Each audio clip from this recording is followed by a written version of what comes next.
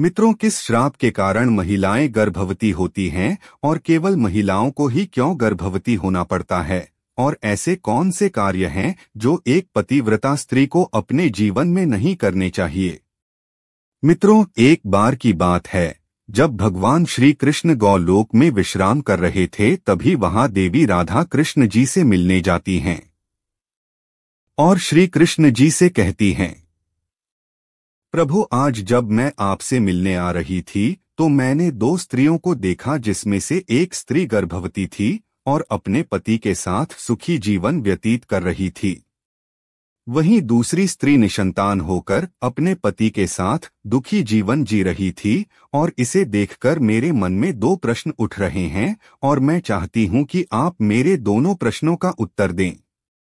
तो भगवान श्री कृष्ण ने कहा, निसंकोच होकर दोनों प्रश्न पूछो। राधा ने कहा, प्रभु, मेरा पहला प्रश्न है कि वो कौन सी स्त्री है जो गर्भवती होती है और अपने पति के साथ सुखी जीवन व्यतीत करती है, और मेरा दूसरा प्रश्न है कि वो कौन सी स्त्री है जिसके भाग्य में कभी संतान की प्राप्ति नहीं होती है। तब भगवान श्री कृष्ण कहते हैं, मैं तुम्हें एक कथा के माध्यम से बताता हूँ कि वो कौन सी स्त्री है जो गर्भवती होती है और उसके भाग्य में संतान की प्राप्ति होती है, और दूसरी वो कौन सी स्त्री है इसके भाग्य में कभी भी संतान की प्राप्ति नहीं होती है। और इस कथा को बहुत ध्यान से सुनना, नहीं तो कथा आपकी समझ में नहीं आएगी। तो देवी राधा कहती हैं, प्रभु, आप कथा सुनाइए, मैं पूरे ध्यान लगाकर सुनूंगी। तो कहानी सुनाते हुए भगवान श्री कृष्ण कहते हैं, हे राधा, वैदिक काल में हजारों महर्षि परमपिता ब्रह्मा जी द्वारा उनके वीर और तेज से उत्पन्न हुए थे, और उन्हीं में से कुछ मुनियों के तेज से देवों का जन्म हुआ था, तो वही कुछ मुनियों के तेज से दैत्यों का जन्म हुआ था। और उन्हीं में से एक महर्षि सतयुग में हुए थे, जिन्होंने औरतों को गर्भवती होने का श्राप दिया था। तो श्री कृष्ण जी की ये बात सुनकर देवी राधा पूछती हैं, प्रभु, वो महर्षि कौन थे जिन्होंने औरतों को गर्भवती होने का श्राप दिया था, और संसार की सबसे पहले गर्भवती होने वाली औरत कौन थी?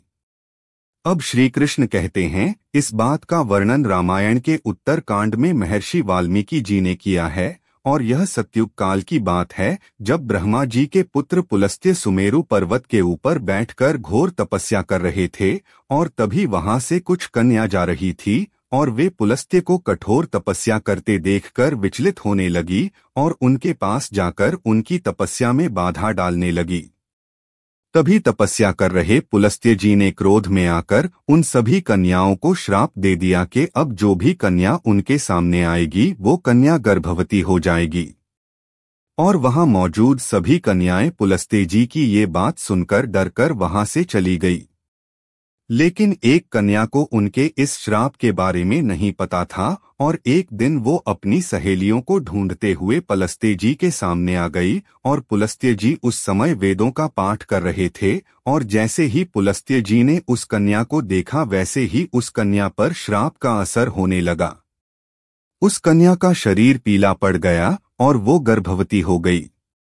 अपने शरीर में इस परिवर्तन को देखकर कन्या घबराकर अपने पिता के पास जा पहुंची, और अपनी कन्या की ऐसी हालत देखकर उसके पिता बहुत दुखी हुए, और वो अपनी कन्या को लेकर पुलस्त्य जी के पास गए और कहा, हे मुनीश्वर, मेरी पुत्री अनजान में आपके सामने आ गई थी, किंतु आपके श्राप के कारण आज वह संसार की पहली स्त्री है जो गर्भवती हुई है, और इसीलिए मैं आपसे निवेदन करता हूं कि आप मेरी बेटी को स्वीकार कर लें, तो यह हमेशा आपकी ही सेवा करेगी।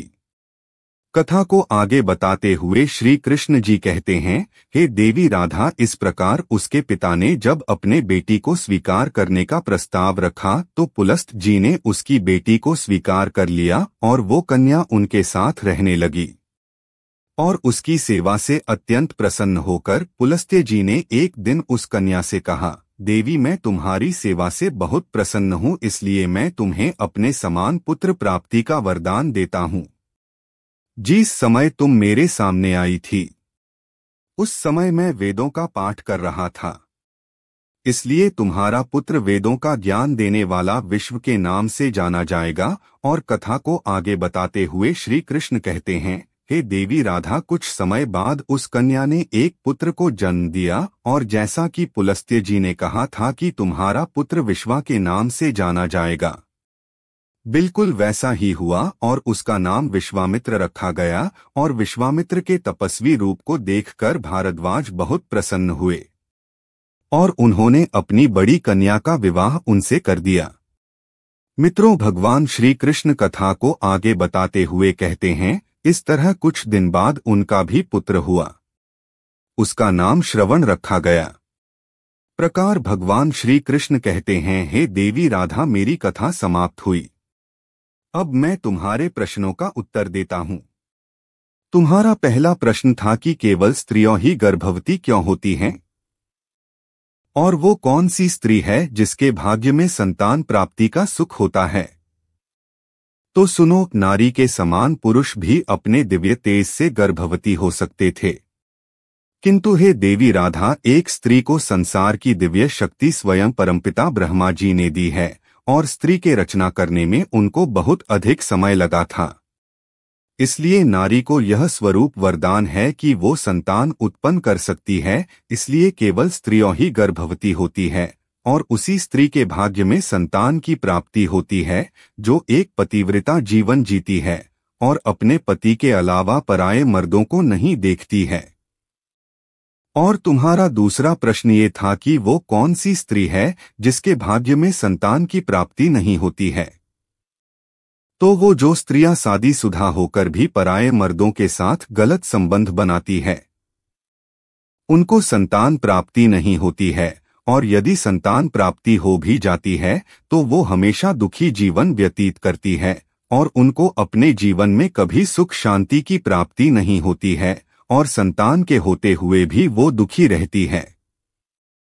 इसीलिए एक शादीशुदा स्त्री को पतिव्रता जीवन जीना चाहिए और पराये मर्दों को नहीं देखना चाहिए, तभी वो सुखी जीवन व्यतीत कर सकती हैं। दोस्तों, आपको वीडियो कैसी लगी हमें कमेंट करके जरूर बताना। तो बोलो जय श्री कृष्णा।